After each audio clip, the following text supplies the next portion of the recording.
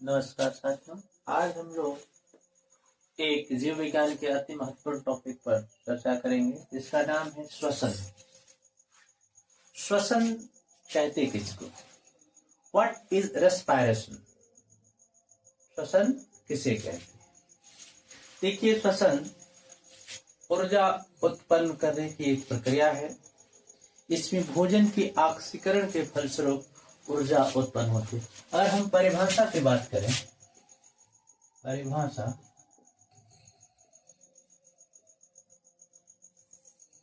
तो एक लाइन हम कह सकते हैं कि भोजन के ऑक्सीकरण के फलस्वरूप भोजन के ऑक्सीकरण के फलस्वरूप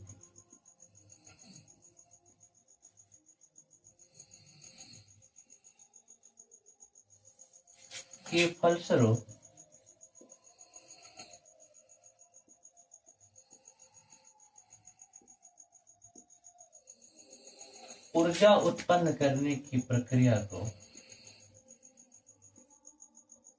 ऊर्जा उत्पन्न करने की प्रक्रिया को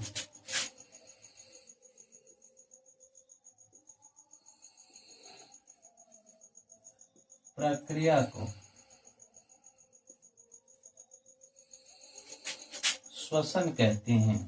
प्रक्रिया को श्वसन कहते हैं।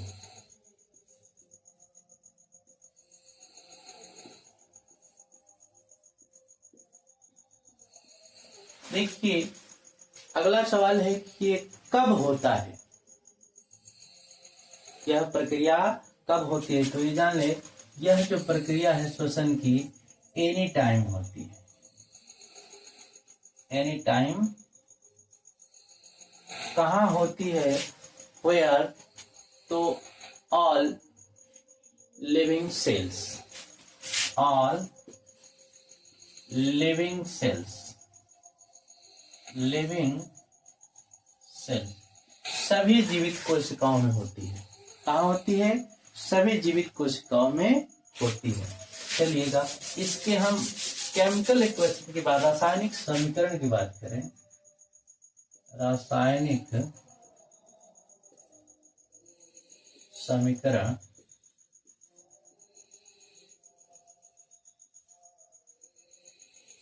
केमिकल इक्वेशन, केमिकल इक्वेशन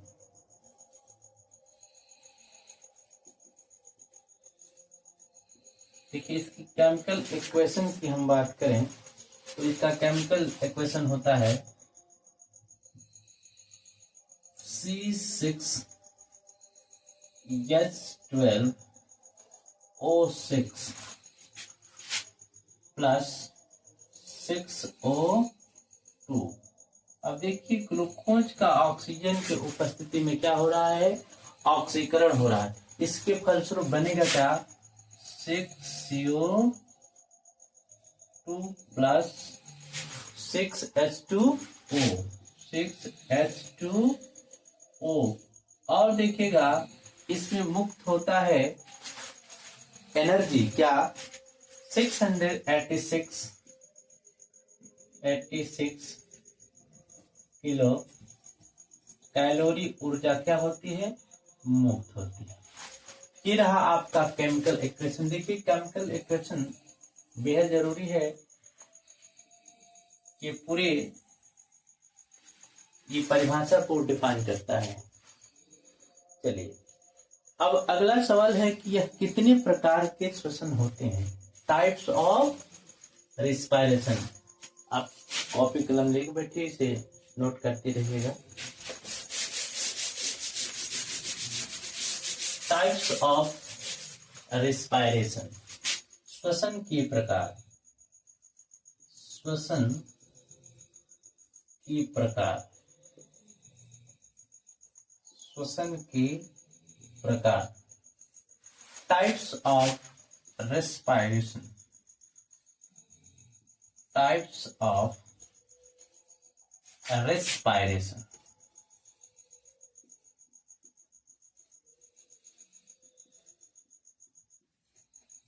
देखिए, सजीवों में जो रेस्पायरेशन होता है वह दो प्रकार का होता है।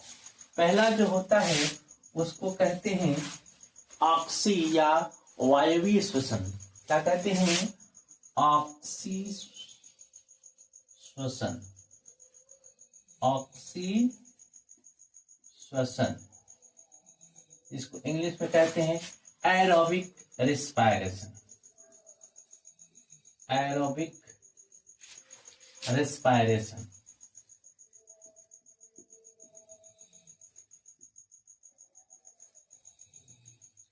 देखिए साथियों, इस श्वसन में होता क्या है, ऑक्सी श्वसन में होता क्या है। देखिए, ऑक्सी श्वसन में जो ग्लूकोज होता है ऑक्सीजन की उपस्थिति में ब्रेक डाउन होकर और अधिक ऊर्जा मुक्त करता है। क्या करता है? अधिक ऊर्जा मुक्त करता है। ऑक्सीजन के उपस्थिति में ग्लूकोज का ऑक्सीकरण होता है और ज्यादा से ज्यादा एनर्जी मुक्त होती है। दूसरा जो आपका श्वसन है वह है अनॉक्सी श्वसन।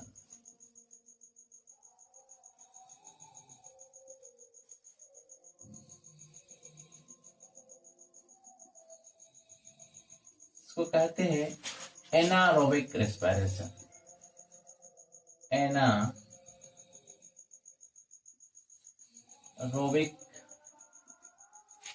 Respiration.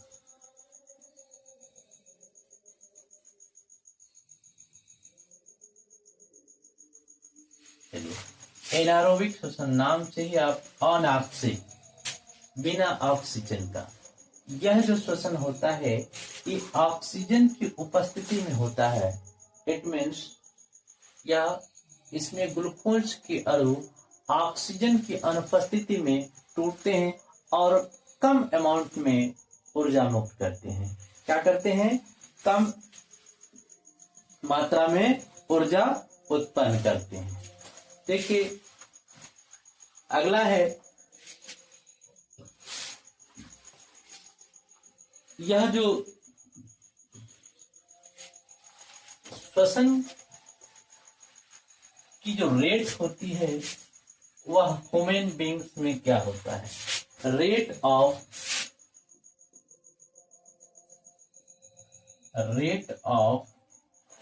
Normal respiration in adult. Rate of normal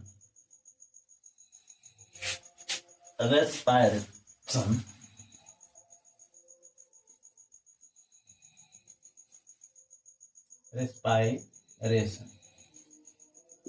ये एडल्ट की बात की जाती है।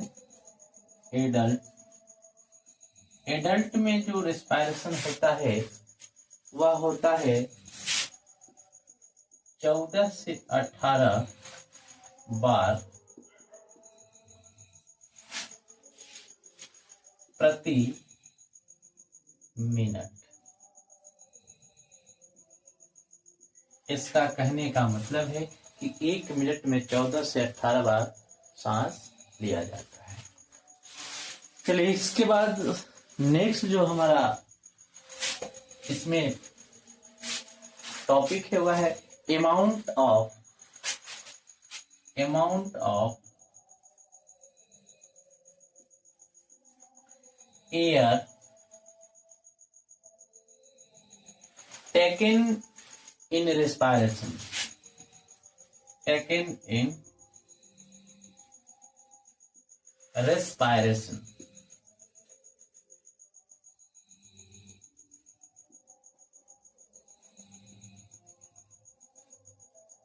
जब हम लोग श्वसन करते हैं तो कितना प्रतिशत हम लोग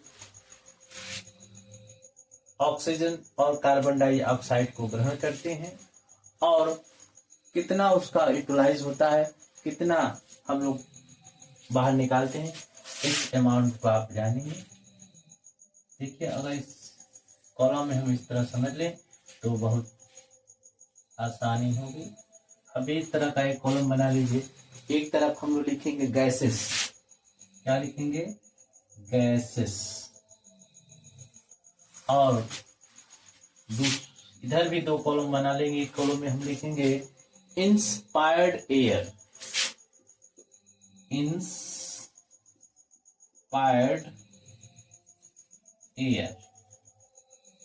दूसरे बॉक्स में हम लिखेंगे एक्सपायर्ड एयर।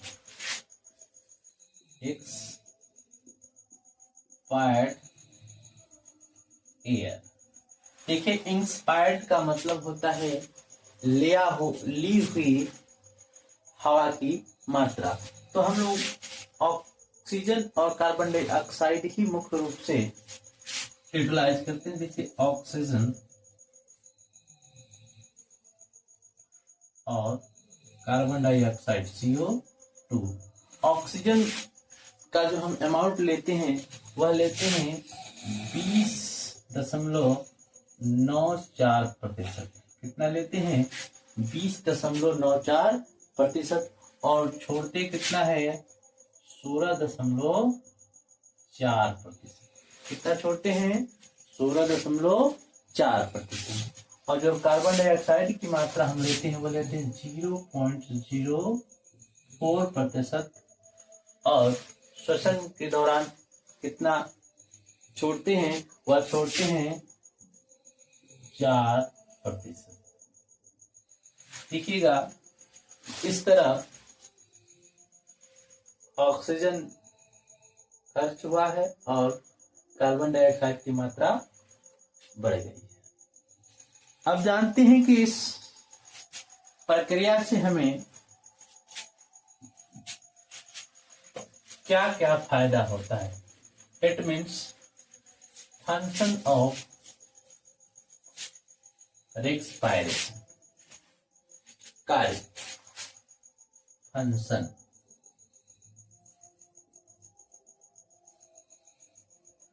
फंक्शन, देखिए कार्य। तो इस प्रक्रिया में होता क्या है भाई, क्या क्या लाभ हमको मिलता है? पहला तो ऊर्जा का प्राप्ति होती है। पहला जो है एनर्जी प्राप्त होता है, ऊर्जा प्राप्त होता है।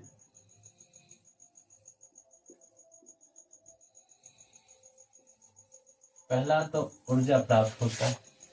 दूसरा है एक्सचेंज ऑफ गैसेस। गैसों का आदान प्रदान होता है। क्या होता है?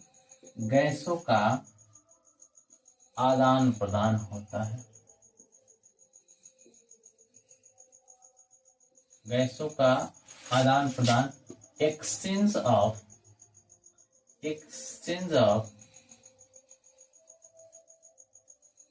गैसेस। गैसों का आदान प्रदान होता है, जैसे हम ऑक्सीजन को लेते हैं, कार्बन डाइऑक्साइड को छोड़ते हैं, तो यह प्रक्रिया होती है। दूसरा, रिमूवल ऑफ एक्सक्रीटरी प्रोडक्ट। इसमें क्या होता है? उत्सर्जी पदार्थों का हम शरीर से बाहर निकालते हैं। Removal of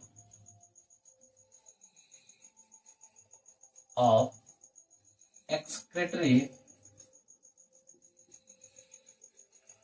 product.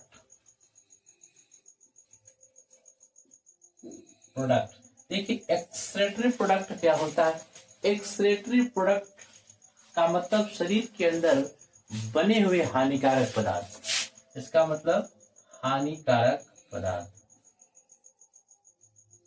हानिकारक उत्पाद।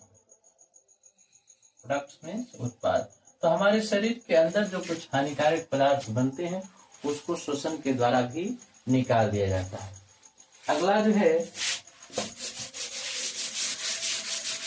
Balance of water. क्या? बैलेंस ऑफ वाटर, जल का संतुलन। देखिए, इस प्रक्रिया में आवश्यकता से अधिक जल को श्वसन के द्वारा निकाल दिया जाए। आप अनुभव भी करेंगे, देखिएगा, अगर किसी शीशा उषा के ऊपर सांस लेकर छोड़ने को देखिए, उसके भाप जैसी स्थिति देखिए, इसका मतलब इसके दौरान पानी भी निकलता है, तो पानी का बैलेंस भी बना रहता है। अगला जो पॉइंट है acid and base balance, acid and base balance.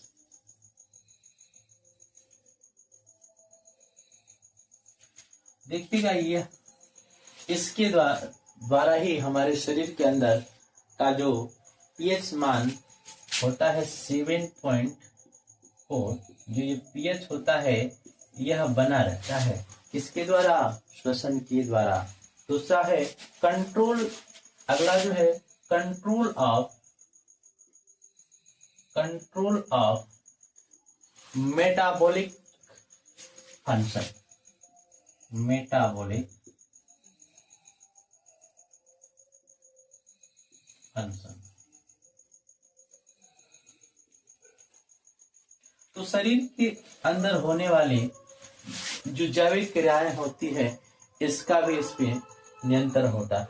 देखिए इस तरह हम लोगों ने श्वसन के बारे में कुछ बेसिक जानकारी ली। अगर आपको यह वीडियो अच्छा लगा हो तो लाइक, शेयर, कमेंट और सब्सक्राइब जरूर कीजिए। धन्यवाद।